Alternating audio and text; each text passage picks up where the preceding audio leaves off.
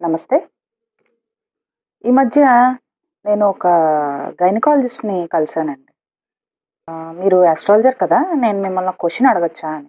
దయచేసి ఇంకెప్పుడు డెలివరీస్‌కి, సిజేరియన్స్‌కి ముహూర్తాలు పెట్టకండి.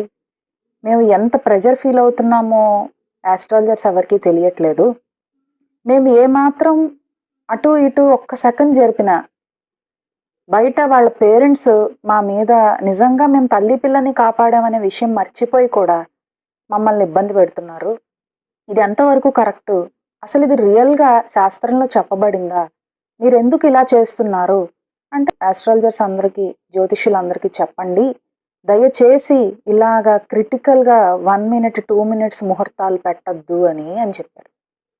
కోసము తల్లి పిల్లని కాపాడవలసిన డాక్టరు మనం పెట్టే ప్రెషర్ వల్ల ఎంత స్ట్రగుల్ ఫేస్ చేస్తున్నారో, ఇది ఎంతవరకు న్యాయం అంటారు? నిజానికి చెప్పాలంటే శాస్త్రంలో ఎక్కడా పురుటికి ముహూర్తం లేనే లేదు. మానవుడికి సంబంధించినంత వరకు పెట్టే ముహూర్తాల్లో సిజేరియన్‌లకి, పురుళ్ళకి ముహూర్తాలు పెట్టమని ఎక్కడా లేదండి. మనిషి పుట్టుక, మరణం మన చేతుల్లో ఎక్కడున్నాయండి? మనం విధిరాతమి కాదే వాళ్ళ జీవితాన్ని మార్చేయడానికి. ఎందుకు జ్యోతిష్కులు మిగిలిన వాటికి ముహూర్తం పెడతారు అని అడుగుతారు చాలామంది. మనిషి పుట్టాక వాడు ధర్మబద్ధంగా నడుచుకోవడం కోసం మనం ముహూర్తం పెడతామే గానీ, పుట్టడానికే ముహూర్తం నిర్ణయించుకోవడం ఎంతవరకు కరెక్ట్? ఒక్కసారి పురుడుకొచ్చిన పిల్లల తాలూకా ఆ పేరెంట్స్ ఖచ్చితంగా గుర్తుంచుకోండి. దయచేసి డాక్టర్స్‌ని ఇబ్బంది పెట్టొద్దు. మీరు ఎంత ముహూర్తం పెట్టుకున్నా, మీరు చెప్పినప్పుడు మీరు పెట్టిన ముహూర్తంలో పిల్లలు పుడతారనుకోవడం మీ అవివేకం.